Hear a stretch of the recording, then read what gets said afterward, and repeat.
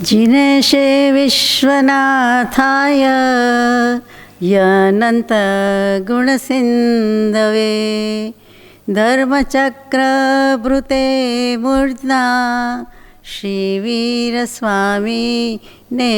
नमः। श्रीमते वर्धमानाय निर्धुतकलिलात्मने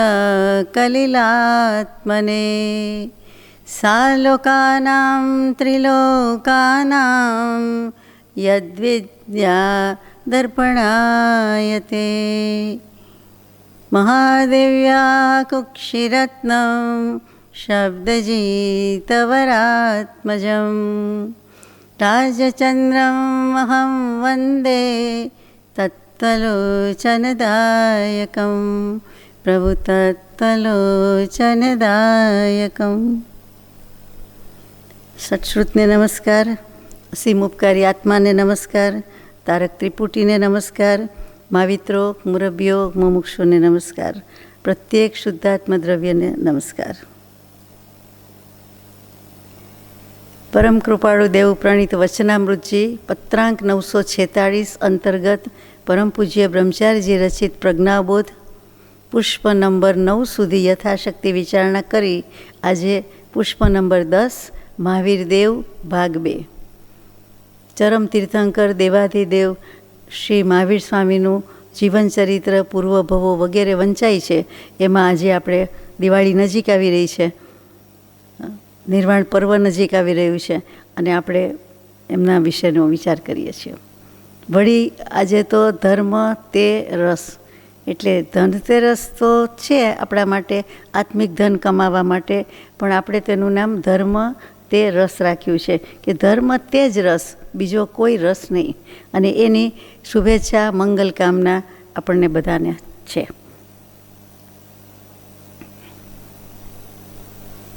પહેલી જ ગાથા છે, આપણે ગઈકાલે અથવા આની પહેલાં હરિશણ રાજા સુધી આવ્યા હતા, એટલે લગભગ 19-20 ભવ તો થઈ ગયા હશે અને હવેનું છે 22 ભવ। 22મો ભવ તે હરિશણ રાજાનો છે, એનું થોડુંક અધૂરું છે, તે આગળ જઈએ।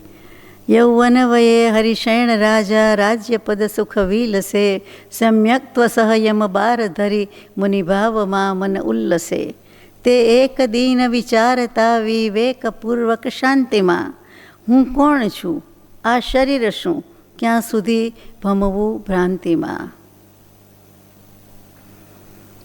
હરિશણ રાજા જન્મી ગયા, યુવાવસ્થામાં આવી ગયા, રાજ્યપદ એટલે કે ટેસ્ટથી રાજ્ય કરે છે। કોઈ રાજમાં સુખ ही સુખ છે, સુખ માન્યું છે, સુખ લાગે છે અને કોઈ જાતની કમી નથી, ઉણપ નથી, ખોટ નથી। તેમ છતાં પણ સુખમાં વૈરાગ્ય આવે છે કે સમ્યક્ત્વ સહયમ બાર ધરી, એ સમ્યક દર્શન સહિતના 12 વ્રત એ પણ ધારણ કરી લીધા લે છે અને મુનિ ભાવમાં મને ઉલ્લસે કે મુનિ થવું જોઈએ, મુનિ ધર્મ પ્રાપ્ત કરવો જોઈએ। કેવી રીતે થાય? કલ્યાણ કરવું હોય તો દીક્ષા તો લેવી જોઈએ, સર્વસંગ પરિત્યાગ તો કરવો જોઈએ, એવા કંઈક બધા વિચાર કરે છે। અને ત્યાં એક દિન વિચારતા વિવેકપૂર્વક શાંતિમાં, એના વિચાર વિવેકપૂર્વક શાંત ભાવે જો કર્યા તો સર્વ આત્મિક જ્ઞાનના સિદ્ધાંત તત્વ અનુભવ્યા। આ મોક્ષમાળા બહુ પુણ્ય કેરાપુંજથી આ 16મા વર્ષે લખેલું પરમ કૃપાળુદેવનું ટંકોત્કીર્ણ વચન આપણને બેઠા કરી દે, જગાડી દે, ઊભા કરી દે, મોક્ષ માર્ગમાં ચાલતા કરી દે, પુરુષાર્થની પ્રેરણા આપે એવા વચન। પણ જીવ શાંતિ લે તો એક વખત પણ શાંત કરે કે હું કોણ છું, આના ઘરે જન્મ્યો ને આ કુટુંબને, અહીંયા ગામને, એ કાંઈ રીત નથી, એ કાંઈ સાચો જવાબ નથી। આની પહેલાં ક્યાં હતા, કેમ યાદ નથી? આની પહેલાં હતો કે નહીં? હતા જ, પણ ક્યાં હતા ખબર નથી, યાદ નથી। આ શરીર શું, શા માટે શરીર લેવાનું, શું કામ જન્મવાનું? જન્મવું આપણા હાથમાં નથી, આપણા હાથમાં જન્મ મરણ નહીં, આપણા થયા જ કરે એવા બધા જે ઉત્કટ ઉહાપો પૂર્વકના વિચાર મંથનવાળા વિચાર કરવા જોઈએ। અને પછી એમ આવે કે ક્યાં સુધી ભમવું ભ્રાંતિમાં, એ મોટી વાત છે। આ મિથ્યાત્વમાં, અજ્ઞાનમાં આ જન્મ મરણ થયા જ કરે છે। શા માટે થાય છે અને હજુ મારું ક્યાં સુધી થશે? આનો કોઈ અંત જ ન આવે, કોઈ દિવસ કોઈ મોક્ષે જ ન જાય, અથવા મોક્ષ શું, સંસાર શું, ભવ શું, બંધન શું, જન્મ મરણના ફેરા રહીને ભક્તિ કર્યા કરવી દર વર્ષે મનુષ્ય ભવ દર વખતે મળે પણ નહીં. તો ભક્તિ કરવી કે મુક્તિ માગવી, મુક્તિ કોને કહીએ છીએ, મોક્ષ કોને કહીએ છીએ, આવા બધા જે આપણને ઉહાપો થવા જોઈએ, મનોમંથન થવા જોઈએ, એવા વિચાર એમને હરિશણ રાજાને તે વખતે ત્યારે થયા. એટલું આપણે રાખીએ કે આ 4 ગતિનું પરિભ્રમણ મારે ટાળવું છે. આપણે પણ આ વર્ષે એવી જ ભાવના કરીએ, પ્રાર્થના કરીએ, અપેક્ષા રાખીએ કે આપણું પણ પરિભ્રમણ ટળે. હવે ઊંધા ફેરા ફરે, હવે ચક્ર અંસ્કૃત થાય તો સારું. આ જન્મ મરણ બહુ કર્યા, અનાદિકાળથી ચાલતા આવ્યા છે. આગળ જઈએ. અવિનાશી સુખ સાથી મળે, તૃષ્ણા શમે સાથી હવે. કર્તવ્ય શું સંસારમાં, વળી અહિત શું સંભવે. આ મોહ અને વિષયો સમૂહ, નથી અહિત કરતા કોઈએ. છે વિષય સુખ તો વિષ સમૂહ, તપ આત્મહિતે જોઈએ. પોતે ને પોતે વિચાર કરે છે કે આત્માનું, મોક્ષનું અવિનાશી સુખ કેવી રીતે મળે. પર વસ્તુની તૃષ્ણા સાથી જાય. તૃષ્ણા છે એટલે હંમેશા તૃષ્ણા પર વસ્તુની હોય છે. પહેલાંમાં તરસ લાગી નથી ને આમાં તરસ છીપતી નથી, આટલો ફરક છે. પરદ્રવ્યની, પરભાવની, પર વસ્તુની તૃષ્ણા, એમાં જ જવાબ આવી ગયો કે જે તરસ છીપતી નથી, તૃષ્ણા કદી સંતોષ પામતી નથી, કદી તુષ્ટિ થતી નથી, કદી પૂરી થતી નથી. તો કે એ હવે શાથી મારી ઓછી થાય. જન્મ મરણ કોના છે? તો કે મોહના, ને મોહ સાથે તૃષ્ણા બેન હોય જ, મોહ ને તૃષ્ણા સાથે જાય. કર્તવ્ય શું સંસારમાં, આ સંસારમાં મારું શું કર્તવ્ય છે, મારી શું ફરજ છે. અહીંયા જ આપણી ભૂલ થઈ જાય છે. આપણે જેને ફરજ માની છે એને જ્ઞાની પુરુષો ફરજ તો કહે છે, પણ એ ફરજનું કરજ કહે છે કે દેવું વધતું જ જાય છે, ઘટતું નથી. પણ આપણે જે ફરજ માની એમાં ને ભગવાન કહે છે ફરજમાં માનવ ભવ પ્રત્યે માનવની ફરજ આત્મકલ્યાણની, મોક્ષની જ છે. આત્મકલ્યાણ માટે જ આ જન્મ બધાને મળ્યો છે, મનુષ્ય દેહ મળ્યો છે. પણ જીવને લક્ષ્ય નથી, ભાન નથી, અથવા સ્મૃતિમાં રાખવું નથી, યાદ રાખવું નથી. હું કાંઈક કરી શકું, હું કાંઈક કરીને જાઉં, હું કાંઈક દઈને જાઉં, હું સમાજ પ્રત્યે ઋણ છે, દેશ પ્રત્યે ઋણ છે, પોતાના આત્મા પ્રત્યે કાંઈ ઋણ નથી. આપણે બધી સેવા કરીએ અને ઘરનાનું કાંઈ ન કરીએ તો એ બધા કહે ને કે ઘરનાનું તો કાંઈ કરતા નથી ને બહાર બધી સેવા કરે છે, પરોપકાર કરે છે, અથવા તો આમ છે તેમ છે. તો એ જે સમજાય છે તેમ સાચું ઘર પોતાનું તો આત્મા છે, સમભાવ ને સ્વભાવ. આત્મા ક્યાં રહે છે? તો કે એના પ્રત્યે કોઈ ફરજ નથી. એમ પૂછે છે કર્તવ્ય શું સંસારમાં. આપણે આગલા ભવે પણ કોઈ ફરજ પૂરી કરીને આવ્યા નથી, બધી અધૂરી રહી એટલે આ જન્મ મરણ પાછા ચાલુ જ રહ્યા, પાછો આ જન્મ આવ્યો. પાછી અધૂરી ફરજ છે એટલે આવતો ભવ મળવાનો જ છે. સગાવાલા બદલાયા કરે, આ ભવના ને આ ભવના ન હોય, બીજા ભવના હોય. 1000 ભવ પહેલાંનાય સગાવાલા મળે, 100 વર્ષ પહેલાંનાય મળે, ગયા ભવનાય મળે અને આ ભવનાય મળે ભવિષ્યમાં. વળી અહિત શું સંભવે, અને મારું અહિત ક્યાં થઈ જાય છે? અહિત, હિત શબ્દ એટલે સીધું સાદું આપણે કહીએ કલ્યાણ, પણ હિત એટલે સંસ્કૃતમાં ધા ધાતુ પરથી આવ્યો છે. ધા એટલે ધારણ કરવું, સ્થિર થવું.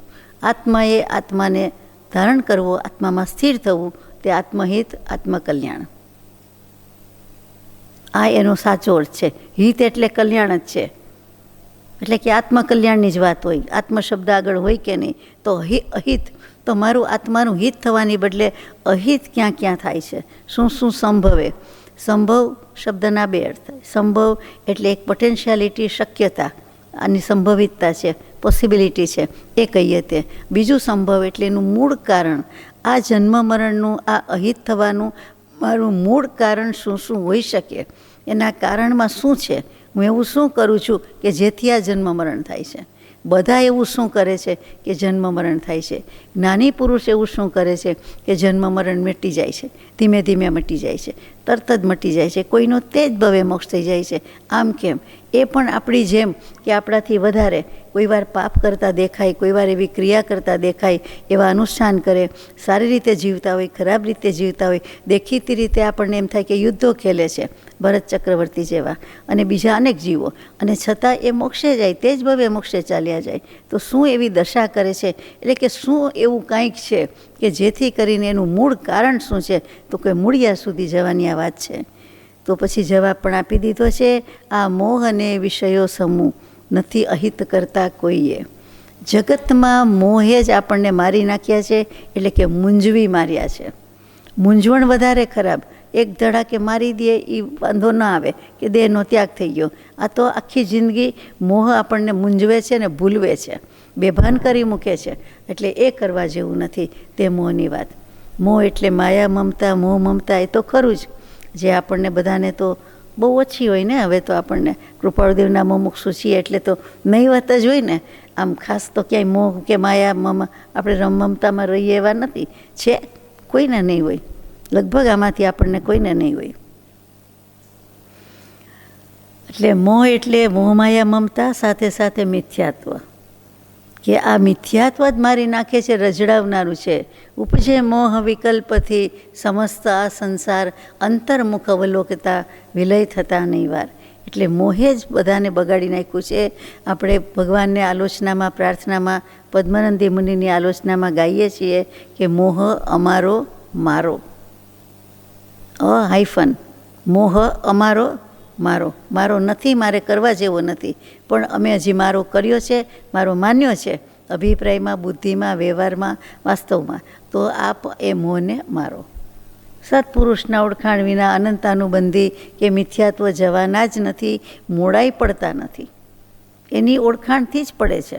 આ સત્પુરુષની કૃપા છે, કરુણા છે, અમી દૃષ્ટિ છે, નહીં તો પડે જ નહીં. નિમિત્ત કાંઈ કરી શકતું નથી, એકલું કરી શકતું નથી. આપણે ઉપાદાન છીએ, એ નિમિત્ત છે. તો એ ઉપાદાનને જુએ છે કે આ પ્રમાણે થયા કરે છે, એનામાં આટલી યોગ્યતા પ્રગટતી જાય છે. તો નિમિત્ત છન્ન પ્રછન્ન રીતે હાજર હોય છે જ. એકેય પુસ્તક આપણી પાસે ન હોય, ભગવાનનો ચિત્રપટજી ન હોય, ભગવાનને ઓળખતા નથી, માનો કે પરમ કૃપાળુદેવને કે મહાવીર સ્વામીને કે કોઈ રીતે કે કોઈ પણ ભગવાનને, કોઈ પણ સિદ્ધ થઈ ગયા છે આત્માને. પણ જો આપણને ખબર પડે, કાંઈ ઓળખતા નથી, એના વિશેની કાંઈ જ ભાન નથી, તો આપણને કેવી રીતે મિથ્યાત્વ કે મોહ જવાનો છે. પણ જો સહેજ પણ ઓળખાણ પડી તો કાંઈક એમાં રસ પડે, અને તો ઓળખાણ પડતું જાય, વંચાતું જાય, સંભળાતું જાય, ગવાતું જાય, બોલાતું જાય, અને આપણને ઓળખાણ પડતું જાય. જેમ જેમ એના વચનામૃતમાં રંગાઈએ, જેમ જેમ એમની બાહ્ય ઓળખાણ કંઈ કામનું નથી એટલું, પછી અંતરંગ ઓળખાણ માટે એમના વચનામૃતજીનો અભ્યાસ કરવો જ પડે, કરવો જ જોઈએ. એમણે શું કહ્યું છે, શું કહેવા માગે છે, શું ઉપાય વારણ નિવારણ બતાવ્યા છે, એનો વિચાર કરવાનો જ હોય. એટલે એનાથી જ જશે. એટલે સત્પુરુષની કૃપા વિના એક અંશાતાથી માંડીને પૂર્ણકામતા સુધી એ સત્પુરુષ જ છે એનું મૂળ કારણ. સમાધિ સુધી જઈએ છીએ તે આપણને એમ થાય કે આ ભવે તો કોઈ નથી મળ્યું. કોઈને કોઈ રીતે મળેલા છે. એ સંસ્કાર, એ વાસના, વાસના એટલે ખરાબ અર્થમાં નથી, પણ એમાં વસીએ છીએ તે વાસના, વિષય વાસના નહીં, પણ આત્મા જેમાં વસેલો છે, જે સંસ્કારિત થઈને આવ્યો છે, જેટલા સંસ્કાર છે એ બોલે છે કે આપણે લઈને આવ્યા છીએ. તો આપણને સત્પુરુષની કૃપા હતી તો આટલે સુધી આવ્યા છીએ. તો હવે એ કૃપા દૃષ્ટિ લંબાવવાની છે, રાખે જ આપણા ઉપર, એ કરવાનું છે. અને વિષયો, એક તો મોહ રાખ્યો છે, અને બીજું વિષયો શું, તો કે 5 ઇન્દ્રિયના વિષયો કહેવાય.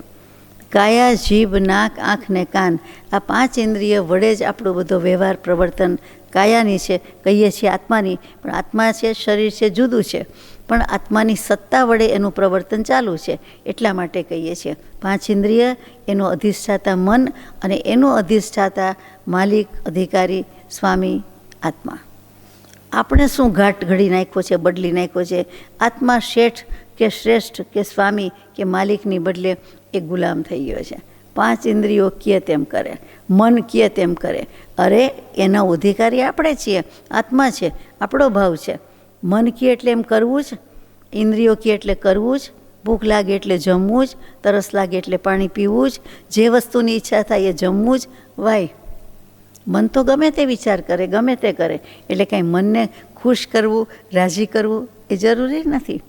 જ્યાં સારી વાત છે ત્યાં મનની પ્રમાણે કરવા જેવું છે, સારી વાત નથી ત્યાં છોડી દેવા જેવું છે. સેલ્ફ રિસ્ટ્રેન્ટ વિના કાંઈ થાય નહીં. આત્મસંયમ તો જોઈએ, જોઈએ ને જોઈએ જ. એટલે વિષયો ઉપર યોગ્યતા, અરે યોગ્યતા શું, માલિક કે સ્વામિત્વ કે આધિપત્ય કોણ કરે, તો કે પોતે જ કરી શકે, આત્મા જ છે. કરવું ન કરવું આપણા હાથમાં વાત છે. તો આપણે 5 ઇન્દ્રિયના 240 વિષય કે 252 વિષય કે વિકાર કહે.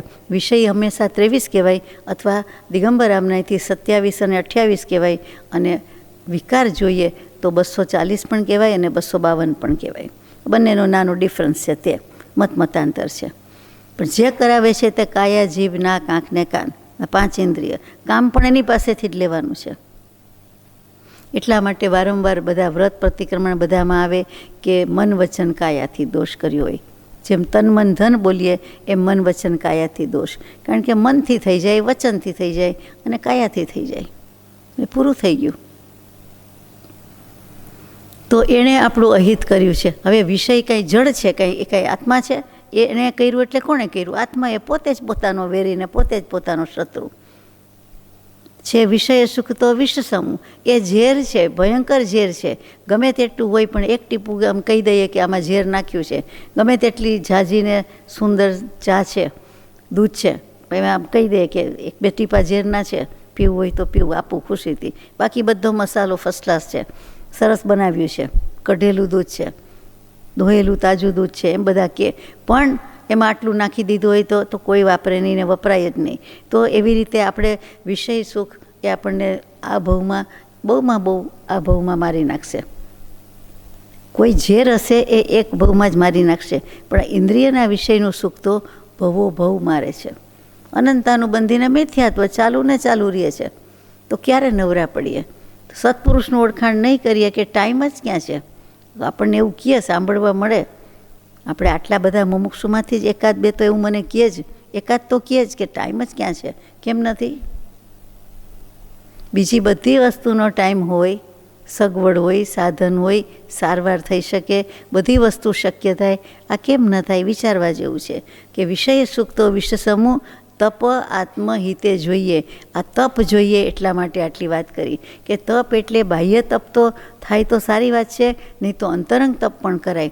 અંતરંગ તપમાં સ્વાધ્યાય એ ઉત્તમમાં ઉત્તમ તપ છે. સત્સંગ, સ્વાધ્યાય જાતે કરો, 5-25 વચ્ચે કરો, બધો સત્સંગ જ કહેવાય. સતનો રંગ ચડે તે સત્સંગ, તો એ તો કરવા જ જેવું છે. એ તપ તો થાય જ, ઘરે બેઠા થાય, ગમે ત્યાં હોય. આપણે ને આપણું પુસ્તક તો સંગ થાય કે નહીં? સત્સંગ થાય જ. તો કોઈ પણ રીતે સ્વરૂપમાં તપવા માટે એની સમજણ લેવી, વિચારણા કરવી, તે બધું તપમાં આવે. નાના મોટા નિયમ આવે, વ્રત આવે, નહીં કરવાના. ઉપવાસ એકાશનું નહીં કરવાનું. એની સાથે સાથે આ પણ કરવાનું. શરીરના સંયમ સાથે આત્મસંયમ કે આત્મવિચારણા પણ કરવાની. એ તપ આત્મહિતે જોઈએ. એટલે એ કરવું જોઈએ કે વિષયો એમનેમ નહીં જાય. તો કે વિષયો પ્રત્યેનો જે ભાવ છે, એમાં જે રાગ દ્વેષ થઈ જાય છે, શુભાશુભ થઈ જાય છે, એ તો ઓછા કરવા જ પડશે ને. અને એ કેવી રીતે જાય? તો કે એ પોતાને જો રુચિ થાય તો જ જાય. તો કે મારું આત્મહિત આમાં છે એમ લાગે તો થાય. એટલે વિચારણા પેલી છે. સૌથી પહેલું કર વિચાર તો પામ. હું શરીર મમતા ને તજી ભજી તેજ તપ મુક્તિ વરું. હરિશણ વિજય મનોમંથનના અંતે જવાબ આપી દે છે. આ રાજ્ય તજી હું જ્ઞાન વૈરાગ્યે મુનિપદ આચરું. એવું વિચારી લીધી દીક્ષા શ્રુતસાગર મુનિ કરે. ભણી સિંહસમ એકાકી વિચરી આ કરા તપ આચરે. મારે આ દેહની મમતા જોઈતી જ નથી, એટલે શરીરની મમતા દેહાધ્યાસ તજી દીધો. ચાલો આપે કહ્યું કે ભગવાને કહ્યું છોડી દીધો, છૂટે દેહાધ્યાસ. તો પછી ભજી તે જ તપ મુક્તિ વરું. હું હવે એ જ તપ કરું. ઈચ્છા રૂંધન એ તપ છે. ઈચ્છા હોવી, ઈચ્છા કરવી, એ જ આપણે તપ ન કર્યા બરોબર છે. કોઈ પણ બાબતમાં ઈચ્છા ન કરીએ, ઈચ્છા ન રાખીએ, એટલે કે મોટી લાંબી પહોળી અપેક્ષા ન રાખીએ, એટલે આપણે તપસ્વી તપ થયું. બીજું બધું જ જોઈએ, સારામાં સારું. બહેનોની આટલી ડિમાન્ડ હોય, ભાઈઓની આટલી અપેક્ષા હોય, ઈચ્છા હોય, એ બધું પૂરું કરવા જાય તો ક્યાં પાર આવે? કોઈ દિવસ પૂરી થાય નહીં. જિંદગી આખી કરો એ ઢસરડા છે, એ વેટ છે, એ કંઈ પૂરું થાય જ નહીં. તો એ કર્યા જ કરે. એની બદલે એ પણ નહીં જોઈએ, કાંઈ નહીં જોઈએ. એટલે આપણે એટલું પુરુષાર્થ જ ન કરવો પડે એ મેળવવાનો કે કાંઈ ઈચ્છા જ નહીં, કોઈ જાતની અપેક્ષા નહીં, કોઈ જાતની ઈચ્છા નહીં. એ ઈચ્છા રૂંધન તપ કહેવાય. એટલે કોઈ પણ બાબતની વાત. પછી મુક્તિ વરું, હું એ રીતે મોક્ષે જઉં. એટલે કે ઈચ્છા શેની પણ ન રાખવું, ભક્તિની ન રાખે, મુક્તિને ન રાખે, બસ બધું છોડી દીધું. એવી રીતે રાજ્ય છોડી દીધું. રાજ્ય તજી જ્ઞાન વૈરાગ્યે મુનિપદ આચરું. મારે હવે મુનિપદ લેવું જ છે. એટલે એટલો જ્ઞાન ગર્ભિત વૈરાગ્ય છે, એટલે જ્ઞાન વૈરાગ્ય. એવું વિચારી દીક્ષા લીધી, લઈ લીધી. એક વાત કેટલી વાર થઈ? 1 મિનિટ થઈ. શ્રુતસાગર મુનિ કરે. શ્રી શ્રુતસાગરજી નામના મહારાજ સાહેબ છે, મુનિ પધાર્યા છે, અને મુનિ કરે એટલે કે મુનિના હસ્તે લીધી, મુનિના વરદ હસ્તે લીધી. ભણી, પછી હું ભણ્યો. સિંહ સમ એકાકી વિચરી, એકાકી વિચર્યા. એકાકી એટલે એકલા, અને સ્મશાન જેવી નિર્જન જગ્યામાં કોઈ પણ એવા એકાકી વિચરતો વળી સ્મશાનમાં, કે જ્યાં એવા કોઈક, અથવા વળી પર્વતમાં વાઘ સિંહ સંયોગજો, અથવા એવા પર્વતમાં એમાં એકલા અટુલા ફરતા હોય, ને સિંહ વાઘ લગભગ પર્વત ઉપર વધારે ફરતા હોય, હું સમજુ છું ત્યાં સુધી. અને પછી છાપો મારી દે, શિકાર કરવો હોય ત્યારે કરી દે.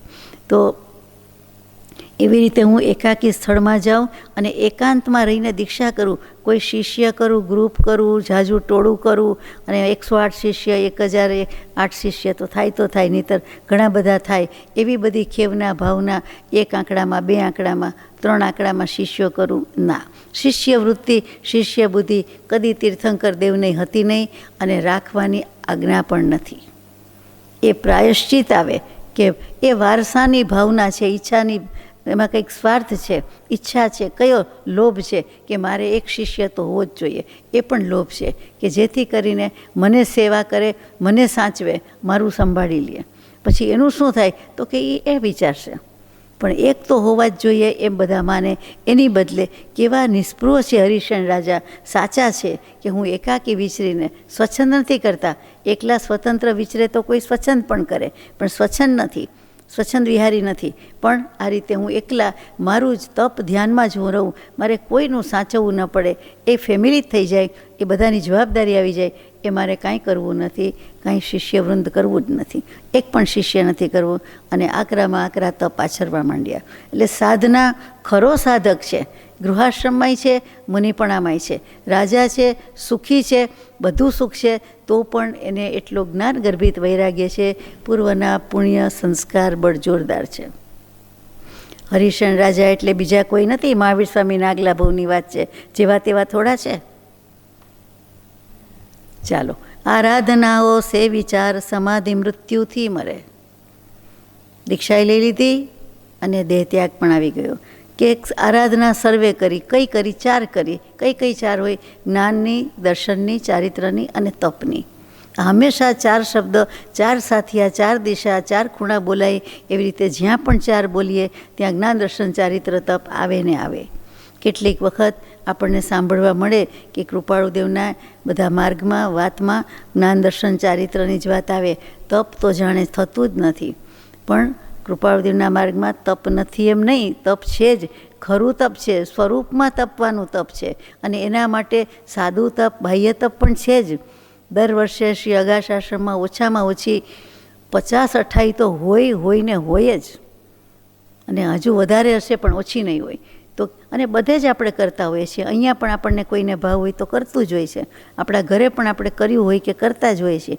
તપની ના હોઈ શકે જ નહીં. સત્ક્રિયાનો નિષેધ કોઈ દિવસ કોઈ પણ જ્ઞાની પુરુષ કોઈ પણ કાળે ભવે કરે જ નહીં, સવાલ નથી. એટલે એમાં છૂટ જ હોય. પણ તપની વ્યાખ્યામાં ફેર હોય, સમજણમાં ફેર હોય કે ઈચ્છા રુંધન તપ નમો, ઈચ્છાનો નાશ, જબ ઈચ્છા કા નાશ તબ મીટે અનાદિ ભૂલ. હે ઈચ્છત ક્યાંય જેરે જીવ ક્યાં ઈચ્છત હવે, હે ઈચ્છા દુઃખમૂલ, જબ ઈચ્છા કા નાશ તબ મીટે અનાદિ ભૂલ. હાથનોંધમાં પરમ કૃપાળુદેવના શબ્દો છે. શબ્દ બ્રહ્મ છે, એટલું થાય તો બસ છે. તપસ્વી આપણે શું કામ? આપણને કોઈ પણ બાબતની ઈચ્છા થાય પૂછવાનું, આપણે એનું મૂળ કારણ શોધવાનું. એના પ્રત્યેનો રાગ છે અથવા દ્વેષ છે.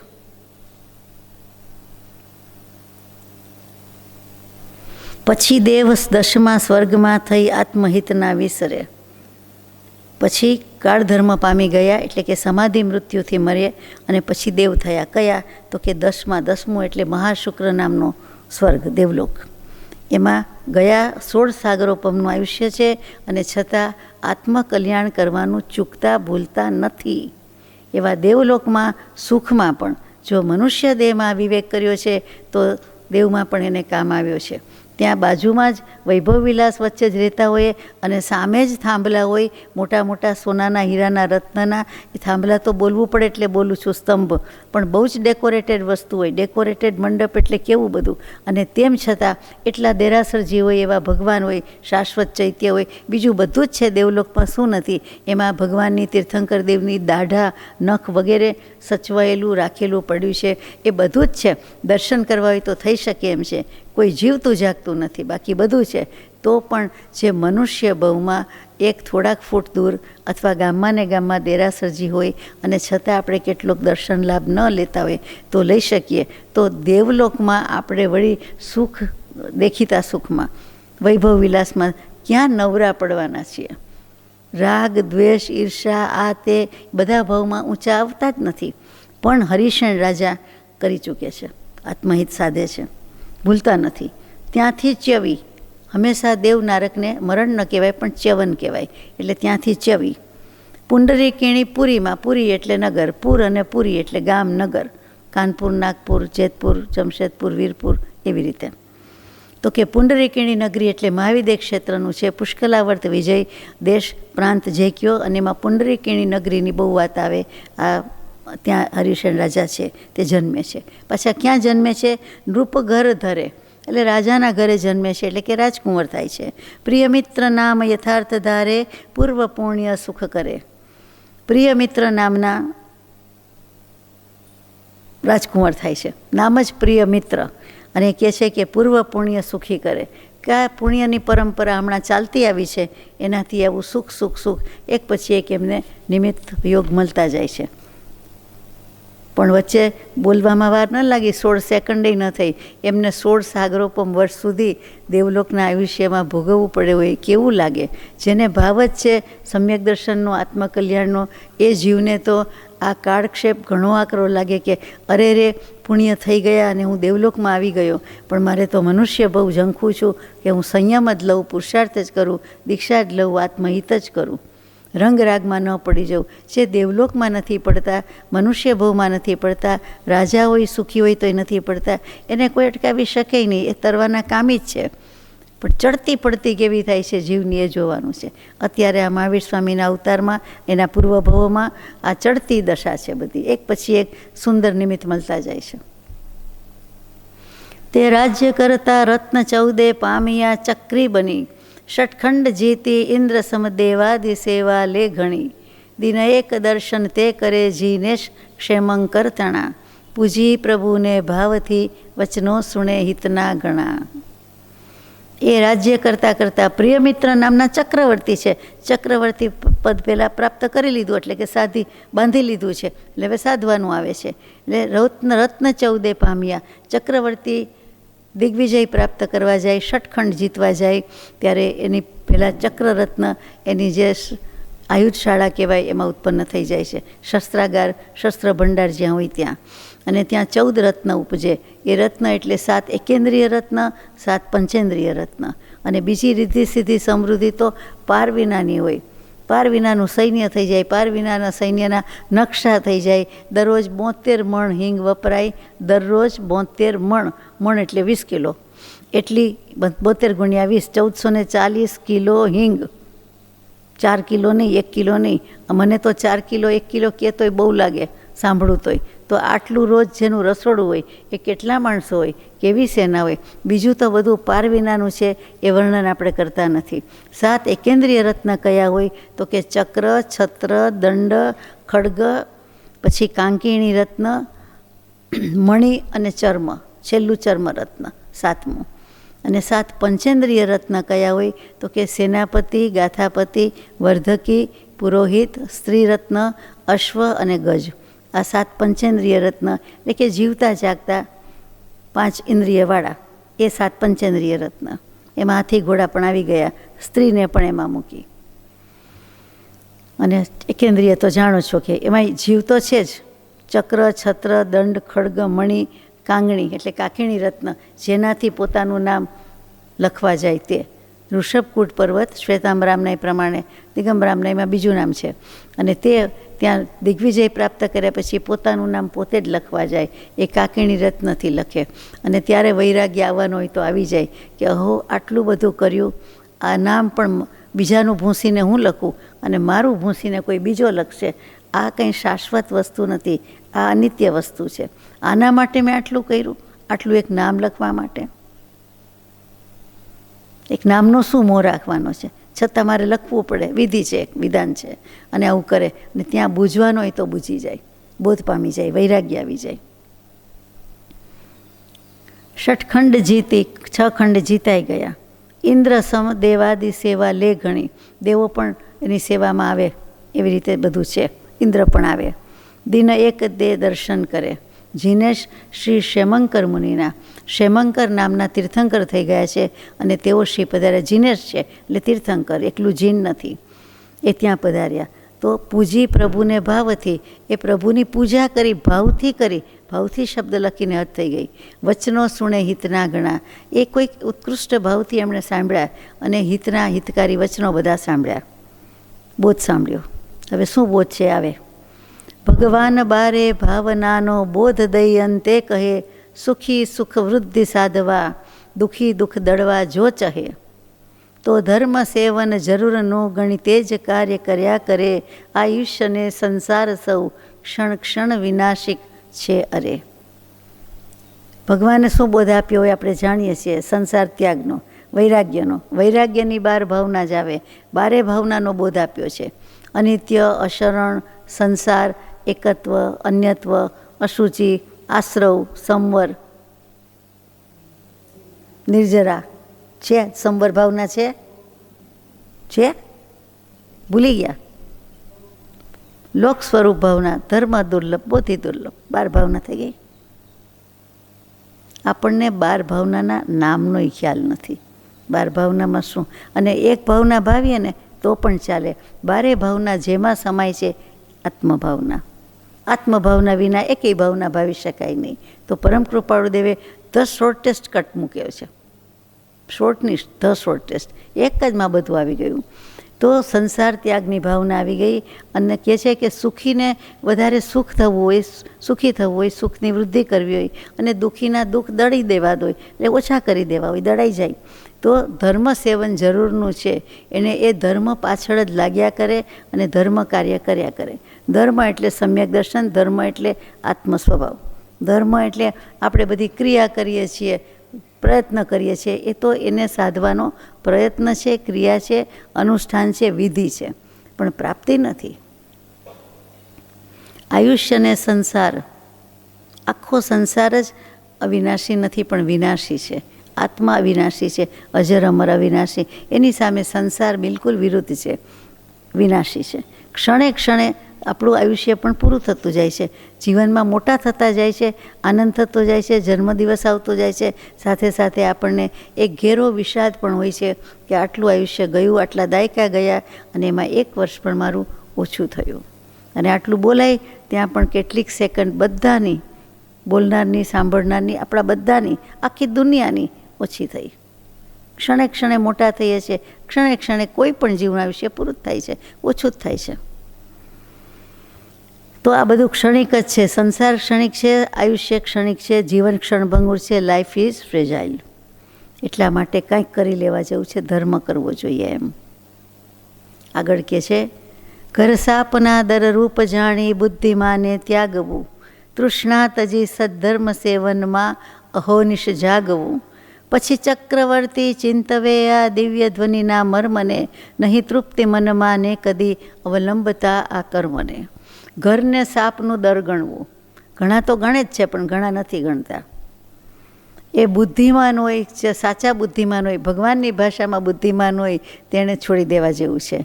તૃષ્ણા છોડી દેવા જેવી છે. અને સદ્ધર્મ સેવન એટલે કે આત્મધર્મના સેવનમાં અહોનિશ એટલે રાત દિવસ, ડે એન્ડ નાઇટ, જાગવું એટલે કે જાગ્રત રહેવું. નહીંતર આપ કહો કે પછી ઊંઘવાનું ક્યારે, થોડીક વાર તો ઊંઘ જોઈએ ને. એટલે પછી કહ્યું કે જાગવું એટલે કે રાત દિવસ જાગ્રત રહેવું. જાગરણ કરવું એમ નહીં પણ જાગ્રત રહેવું, ઉપયોગની સાવધાની રાખવી એમ. એ જ વસ્તુ પ્રભુશ્રીજી કહે કે અહોરાત્ર એકમાત્ર આત્મ ઉપયોગમાં આવવું અને આનંદ અનુભવ રૂપ આંખથી જુઓ. હવે આખા પાનામાં કે પત્રમાં એક લીટી એવી મૂકી દીધી હોય કે આપણને વિચાર કરતાં કરી મૂકે. પછી ચક્રવર્તી ચિંતવે આ દિવ્ય ધ્વનિના મર્મને. ચક્રવર્તીને થાય તો ખરું ને કે આ મને જ કીધું, મને જ બોધ આપે છે અને મારે સમજવાનું છે. આ દિવ્ય વાણી છે, પરાવાણી છે, જેમ મંત્રને કહેતા હતા એવી રીતે ગઈકાલે. તો કે એનો મર્મ શું છે? એટલે મર્મ પકડી લીધો કે નહીં તૃપ્તિ મનમાં ને કદી અવલંબતા આ કર્મને. હું કદી કર્મને અવલંબીને તો રહીશ નહીં, કે રહેવું નથી. એમાંથી તૃપ્તિ સંતોષ થાય તેવું નથી. મારું મન એમાં માનતું નથી. કર્મનું અવલંબન, કર્મની ઓથ, કર્મનો આશરો, આધાર આપણે લઈને ફરતા હોઈએ છીએ. એટલે આપણને જ લાગવું પડે છે કે ગમે ત્યારે કર્મને આપણે આગળ ધરી દઈએ. જોને કેવા કર્મ છે, જોને બિચારાને બીજાને આ કર્મ કેવા નચાવે છે. એ સમાધાન આશ્વાસન માટે બરાબર કે ચલો મહારાજ બાંધેલા ઉદયમાં આવ્યા છે કે આવે છે એટલા માટે જ બરાબર છે. બાકી કર્મભાવ અજ્ઞાન છે, મોક્ષભાવ નિજવાસ. કૃપાળુદેવે ચોખ્ખું કીધું છે, કર્મને આગળ લાવો ત્યાં તો ખલાસ જ છે. એનો બાંધનારો મૂળમાં કોઈ ભવે આપણો આત્મા જ હતો ને. એટલે વાત કોની છે? આત્માની જ છે. આ એના જ સારા માઠા કામ છે, સારા માઠા પરાક્રમ છે. સમજણ, અસમજણ, ગેરસમજણ આત્માની જ છે, બીજા કોઈની નથી. એટલે આપણે કર્મને દોષ દેવાના છીએ? આપણા ઉપર જ ઓઢવાનો હોય ને. અમે કર્મ બાંધ્યા માટે અમારો દોષ છે, દોષ કોઈનો નથી. બાંધતી વખતે અમે જ બાંધ્યા હતા એટલે અમારો દોષ છે. તો ઉદય પણ આપણો જ આવે, આપણા જ કર્મનો આવે અને આપણે જ ભોગવવું પડે. તેવું કર્યું મેં શાંતિ સારું, વિષય ભોગો ભોગવે. સોરી, પેલી લીટી રે મૂર્ખ કોઈ લાગતામાં તેલ રેડી ઓલવે. તેવું કર્યું મેં શાંતિ સારું, વિષય ભોગો ભોગવીએ. મેં શું કર્યું? આ વિષય ભોગો ચક્રવર્તી તરીકે જે કરવું પડ્યું એમાં જ મેં બધું જવા દીધો. સમય ગયો. એટલે કોઈ મૂર્ખ માણસ હોય એ સળગતી અગ્નિમાં બુઝાવવાની બદલે તેલ રેડી આવે. પાણીથી ઠારવાની બદલે તેલ નાખ્યા અગ્નિમાં, આગમાં. શું થાય? ભડકાઈ ભડકા. એટલે આગને પ્રજ્વલિત કરી. તો મેં તો વિષય ભોગો ભોગવીને આ આગને પ્રજ્વલિત કરી છે. જે શરીરથી ભોગો મળે તે મૂત્ર મળની ખાણ છે. અશુચિ ભાવના આવી ગઈ કે આ શરીરથી જે ભોગો ભોગવ્યા એ તો મૂળ મળત્રની ખાણ છે. એટલે કે એમાં કાંઈ ભલીવાર જ નથી. અશુચિ અશુચિ અપવિત્રતા છે. થોડીક વારે તો કે અશુચિ ને અપવિત્ર, કારણ કે અંદર ભંડાર એનો જ ભર્યો છે, ખજાનો એનો જ છે. એ દરેક શરીરમાં કેટલું કેટલું હોય, લોહીથી માંડીને, વીર્યથી માંડીને, મૂત્રથી માંડીને, દસ્તથી, જે કાંઈ મળથી કયો, જે કાંઈ એ બધું જ જીનાગમમાં માપ છે. કે એવરેજ તંદુરસ્ત શરીરમાં, સ્ત્રીના શરીરમાં, પુરુષના શરીરમાં આટલું હોય. એ એવરેજ આવી ગયું. પછી એનાથી ઓછું વધતું હોય એ આપણી કાયા, રોગી અને નિરોગી કાયા, તંદુરસ્તી ને નાદુરસ્તી.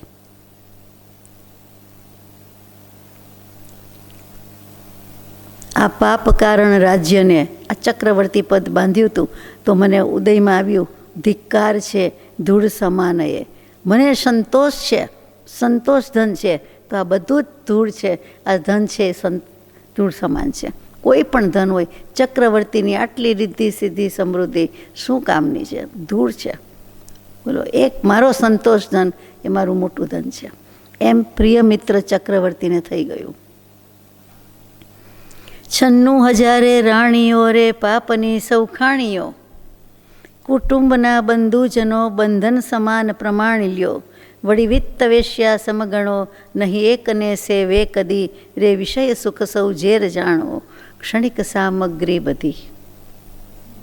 96,000 રાણી હોય ચક્રવર્તીને, એટલે એના પુત્રો એટલા હોય.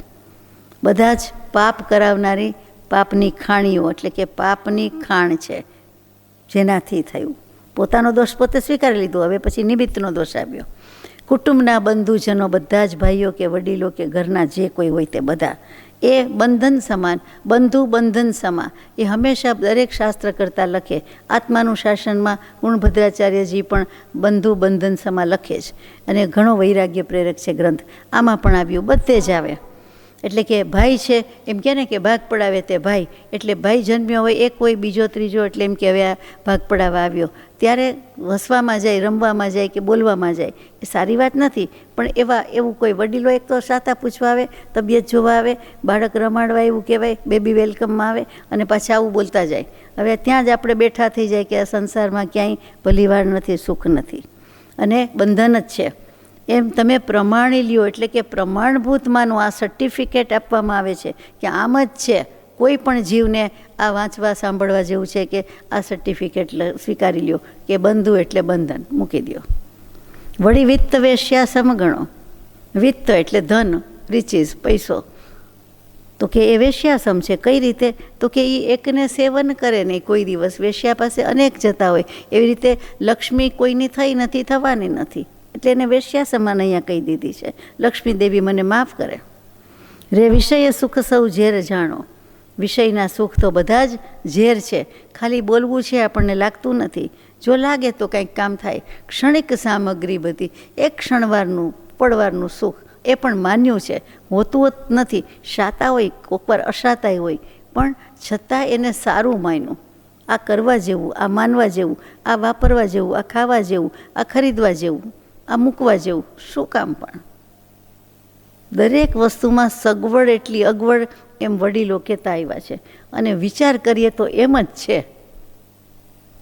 જે મશીનથી ફાયદા ઉઠાવતા હોય, એટલે કે યંત્ર, એ જ યંત્ર આપણને એટલું અગવડ ભર્યું લાગે કે વાત જવા દો.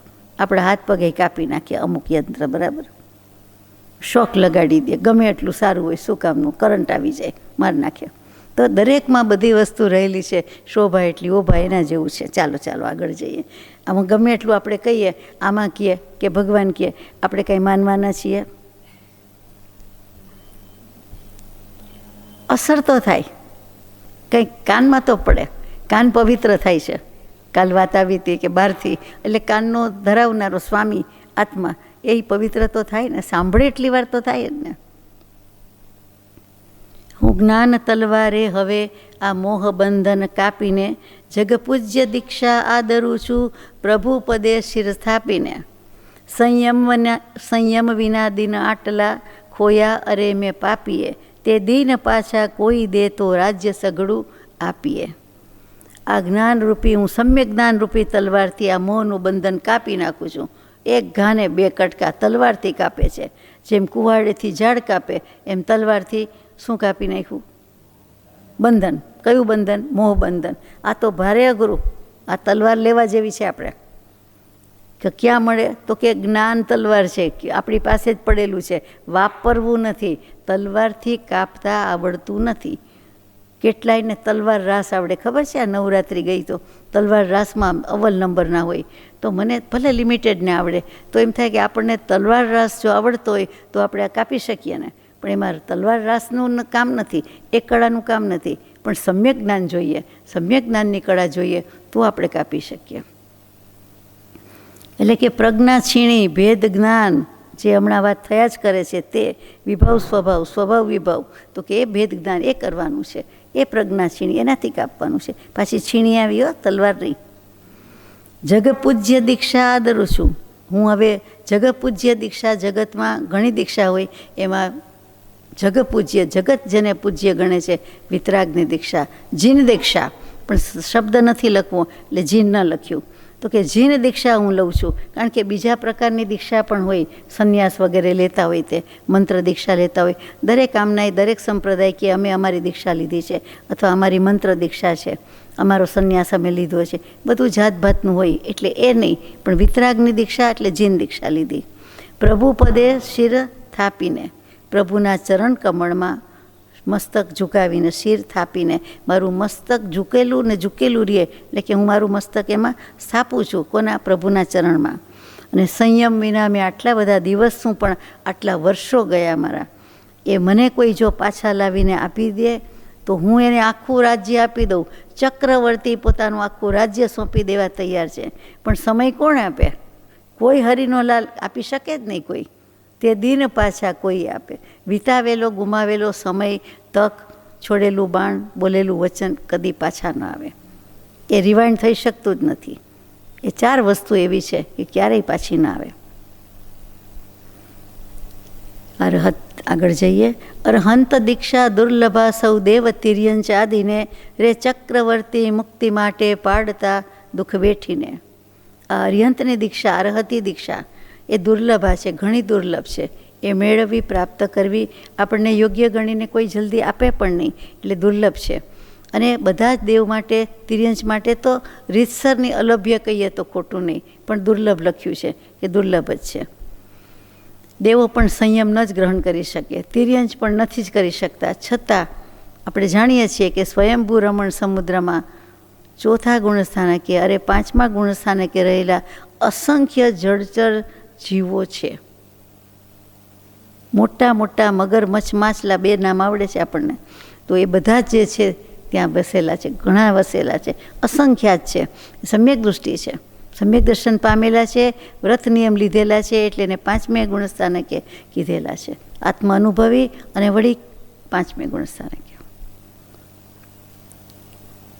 ચક્રવર્તી પણ મુક્તિ માટે જુઓ સંયમ લેવા તૈયાર થાય છે, દુઃખ વેઠવા તૈયાર થાય છે, એમ કહે છે.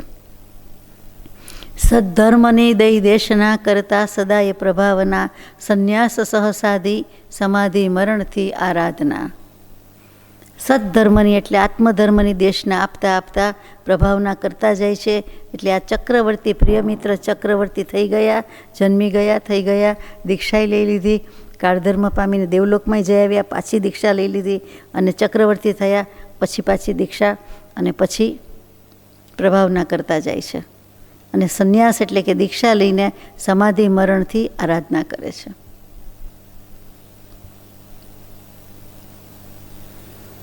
તે સૂર સહસ્રા રે થયા છે સૂર્ય પ્રભુનું નામ જ્યાં, અવધિ વડે જાણી લીધું કે ધર્મ ફળ સુખરૂપ ત્યાં.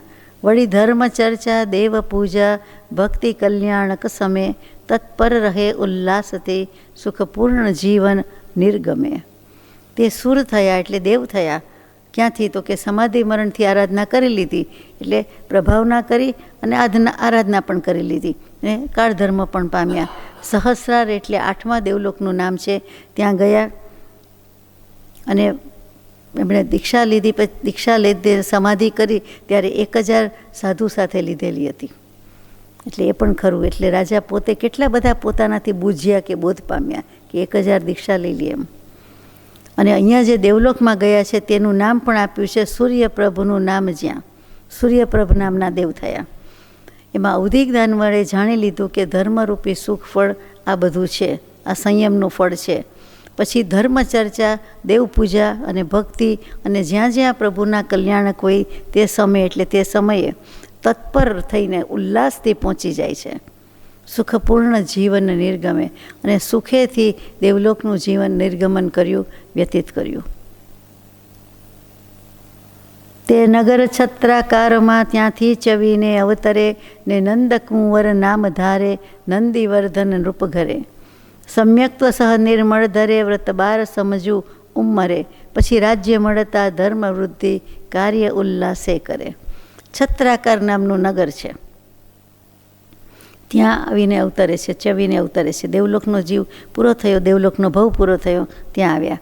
અને નંદકુંવર નામ, નંદીવર્ધન રૂપ ઘરે એટલે નંદીવર્ધન નામના રાજા અને એના ઘરે નંદકુંવર નામના પુત્ર તરીકે જન્મ્યા.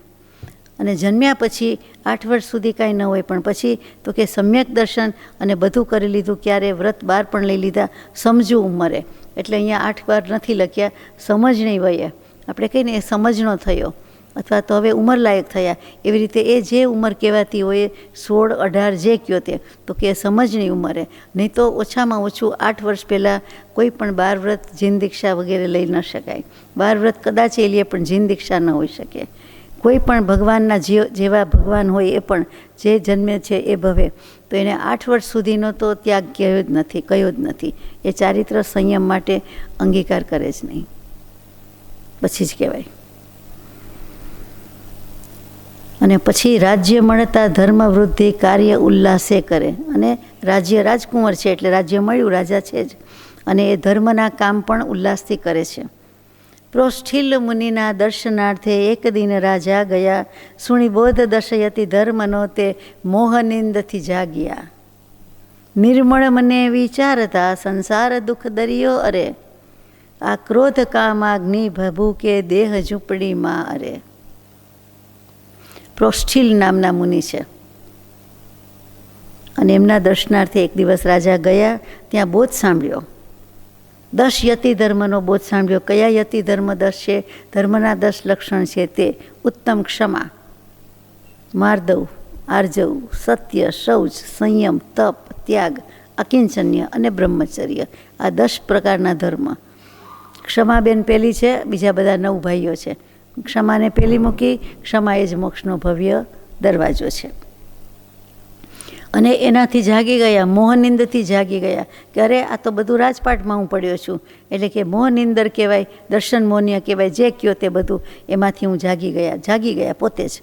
નિર્મળ મને વિચારતા, મન એટલું રાગ દ્વેષ રહિત થઈ ગયું એટલે નિર્મળ મનથી વિચારે છે. આ વિચારની નિર્મળતાએ કરીને જો કંઈક જીવ કરે તો હમણાં જ એને જોગ પ્રગટે, એમ કહે છે કૃપાળુદેવ. કહે છે કે સહજમાં જોગ પ્રગટે, સહજમાં સમ્યક દર્શન થઈ જાય, પણ શરત એટલી કે વિચારની નિર્મળતા. એટલે એને વૈરાગ્ય અને ઉપશમ હોવો જોઈએ, બેકગ્રાઉન્ડ ચોખ્ખું ચણક હોવું જોઈએ, તો પછી નિર્મળતા છે.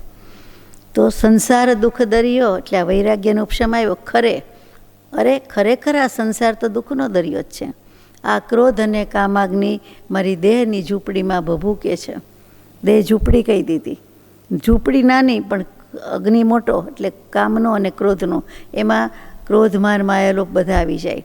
શ્રી ભગવદ્ ગીતાજીમાં પણ એશઃ કે કામઃ ક્રોધઃ જ આવે, બધું લાંબુ ના આવે. એમાં પણ કામ ક્રોધ આવે. એટલે વૈદિક ધર્મમાં કામ ક્રોધ કહે એ જ જીનાગમમાં આવ્યું કે ક્રોધ, માન, માયાલોપ વગેરે કશાય એ જ રખડાવે છે. તો કે દેહ ઝૂંપડીમાં આ બધું છે. પેલું મિથ્યાત્વ આવ્યું અને પછી આ આવ્યું. આગળ જઈએ. ઇન્દ્રિય ચોરો ધર્મ ધનને ચોરતા ધોળે દિને, જ્યાં ચક્રવર્તી દુખિયા ત્યાં સુખ શું રંકા દિને. ઇન્દ્રિય સુખ વિચારતા નહીં ભોગ યોગ્ય જણાય તે, એવું વિચારી મુનિ બની શ્રુત પારગામી થાય તે. આ ઇન્દ્રિય 5 ઇન્દ્રિય છે એ તો ચોર છે, લૂંટારા છે, એ જ લૂંટી જાય છે. મારે તો કાંઈ જમવું નહોતું, પેટ પડ્યું છે ને એટલે આપણને હેરાન કરે. પછી હાથ છે ને એટલે હાથથી જમાઈ ગયું કે ઢોળાઈ ગયું કે પડી ગયું કે ગ્રહણ થઈ ગયું. આ હાથ આપ્યા છે તો પગ આપ્યા છે તો ચલાઈ ગયું, એ બાજુ જવાઈ ગયું ને એ પગ એમ વળી ગયા, દિશામાં આમ થઈ ગયું, જવામાં ભૂલ થઈ ગઈ. એમ આપણે ઇન્દ્રિયનો દોષ કાઢ્યા કરીએ. તો અહીંયા કહે છે ઇન્દ્રિય તો ચોર છે, આપણો સમય લૂંટી જ જાય છે. આપણી ઇન્દ્રિય નથી, ઇન્દ્રિય જડ છે, આપણે ચેતન છીએ. તો આપણું ચેતન ધન લૂંટી જાય તો પછી એને ચોર કહી દીધા. ધર્મ ધનને ચોરતા. હવે બરાબર કે ધર્મનું ધન ચોરી જાય છે, ધર્મ કરવા દેતા નથી. થોડોક વખત એટલે ઊંઘ જ આવે. આંખનો ધર્મ બજાવે, કાનનો, બધું થાકી જાય. બોલો, આંખ, કાન, નાક, કાયા, જીભ બધું થાકે. ધોળે દુને લૂંટારા છે આ તો બધા. દિવસે પણ થાય જ છે એટલે વધારે લૂંટી જાય છે. આ સૂર્યપ્રકાશમાં, આ સનલાઇટમાં આવા ધોમધકતા તાપ હોય, એકદમ ચોખ્ખો ચણક દિવસ ઉગ્યો હોય, કંઈ અંધારું નથી, વાદળા નથી, અને એને કંઈ શરમ જ નથી, તો ઇન્દ્રિયો બધું મારું આવું ચોર છે, ધર્મધન લૂંટી જાય છે, સમય લૂંટી જાય છે. કહેવાની રીત તો જુઓ કે ચક્રવર્તી પણ જ્યાં દુખિયા છે ત્યાં બીજા રંકને શું દુઃખ હોય, અરે શું સુખ હોય. ચક્રવર્તી પણ દુખિયા છે એમ પોતે કહે છે. ઇન્દ્રિય સુખ વિચારતા નહીં ભોગ યોગ્ય જણાય તે, એ ભોગ ભોગવવા માટે આ 5 ઇન્દ્રિય છે જ નહીં એવું વિચારી મુનિ બની જાય છે અને શ્રુત પારગામી થાય છે. આ આપણને સાંભળવા પછી કે સાંભળતી વખતે સ્વીકાર નથી કે ઇન્દ્રિયો ચોર છે, લૂંટારા છે અને આપણને સુખ આપી શકે નહીં. આપણને તો એમ જ છે કે એનાથી જ સુખ લઈએ છીએ ને, પણ સુખ જ નથી, સુખાભાસ છે. દવાથી જ મને મટી જાય. દવાનું રિએક્શન આવે ત્યારે હું કહું દવાએ બધું બગાડ્યું, હવા કાઢી નાખી. પણ શ્રદ્ધા કેટલી છે, ગમે એ દવા આપી દો તો કે દવાથી જ મને મટે. જો જમવાથી કોઈ દિવસ ભૂખનું શમન ન થાય અને દવા પીવાથી કોઈ દિવસ દર્દ જાય નહીં, અને પાણી પી લેવાથી તરસ છીપે છે એમ માનવું નહીં. બધી વસ્તુ અશક્ય, અસંભવિત, મારું ખોટું હોય એવું તમે કહેવાના છો. અત્યારે નહીં બોલો, પણ બહાર નીકળીને મારી વાત છે, જોઈ લેશું, તમે જોઈ લેવાના છો કે એ કેવી રીતે. અત્યારે નહીં બોલે તો એ આ 4 વસ્તુ કીધેલી છે ચૌભંગી, કે એ પ્રમાણે થાય જ નહીં. એ ખાડો પૂરાતો જ નથી, એનાથી થતું જ નથી કાંઈ. આપણી માન્યતા છે. દવામાં શ્રદ્ધા હોય, આપણને હોય?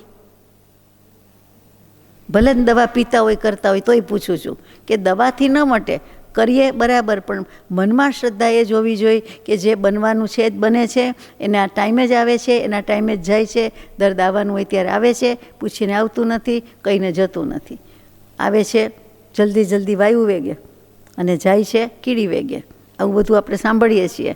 તો એની શ્રદ્ધા ન હોય, ભલે આપણે દવા સારવાર કરવી પડે તો કરીએ, બને ત્યાં સુધી તો કરીએ જ નહીં, પણ કરીએ તો પણ એ વિચારીને કરીએ કે એનાથી કંઈ થાય એમ માની લેવું નહીં. અવળું પડે જ છે ને બધાને, તો રિએક્શન આવે છે, અવળું પડે છે. કેમ? એના કર્મનો ઉદય એવો છે, એને મટવાનું નથી. આપણને તો ટિકિટ આપી હોય ને, હવે તો ફોનમાં આપે એટલે શું બોલવું મારે, એટલાક પતાકડા ઉપર રદ્દી પેપરની હોય તો પણ શ્રદ્ધા હોય કે આ મને બોમ્બે લઈ જ જાય, આ મને કલકત્તાની ટિકિટ છે, આ મને મદ્રાસની, આ મને લઈ જ જવાનું છે, એમ કરીને એના ઉપર શ્રદ્ધા, આવડું પતાકડું હોય. અને બસની ટિકિટ તો સાવ કેવી પહેલાં આવતી, તો એવું હોય તોય એનામાં શ્રદ્ધા. અને ભગવાન વચન લખીને જાતે ગયા, આવી તકલીફ કષ્ટ ઉઠાવ્યું, અમી દૃષ્ટિ કરી, કરુણા કરી, કૃપા કરી, એ આપણે એની શ્રદ્ધા ન હોય કે એ કહે છે કે આમાં સુખ છે, આમાં સુખ નથી, તો માનવું જ જોઈએ ને. કેમ ન મનાય? આપણી બુદ્ધિનું દેવાળું ફૂંકવાનું છે. બુદ્ધિ તો હજામડી કીધી પ્રભુશ્રીજીએ, બુદ્ધિને નહીં માનવાની, ભૂલી જવાનું. આ તો આપણી બુદ્ધિ, હું જાણું છું, હું સમજું છું, મને આમ લાગે છે, this is what I think, this is what I believe, I disagree, અને યુ નો ને આઈ નો, આવ્યા જ કરતું હોય. તો એ અભિમાન છે, એમ મારું કહેવાનું છે. એ ઊંડે ઊંડે અંશે કે ભારે પણ અભિમાન છે. મુનિ તો શ્રુત પારગામી થઈ ગયા, જો તો ખરા કેટલી પ્રગતિ છે. આપણે તો અહીંયા ને અહીંયા છીએ. તપ 12 ભેદે આચરે, ધ્યાને રહે અતિમગ્ન એ, મૈત્રી પ્રમુખ સૌ ભાવનાઓ, ભાવતા મુનિ સુગ્નતે. દર્શન વિશુદ્ધિ આદિ 16 હેતુ તીર્થંકર પદે, દૃઢ ભાવથી ભાવી ઉપાર્જ્યું, જીન બીજ જે મોક્ષ દે. વાહ વાહ! 12 ભેદે તપ આચર્યું છે, 12 લીધા છે. હા, એકલું સ્વરૂપ તપ નથી લીધું. 6 આભ્યંતર તપ અને 6 બાહ્ય તપ. એ આભ્યંતર તપમાં સ્વાધ્યાય સૌથી સારું, પણ પ્રાયશ્ચિત પસ્તાવો થાય તે, ખમાવું છું કહીએ તે, વિનય એ પણ મોટા તપ છે. જાણો જ છો, વયાવચ એમાં આવી ગયું, બધું આવી ગયું.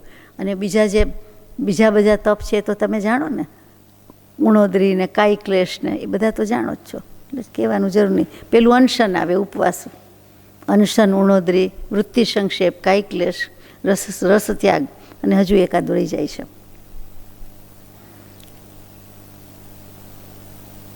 તપ પણ કરે છે અને સાથે સાથે ધ્યાનમાં પણ રહે છે, અતિમગ્ન છે.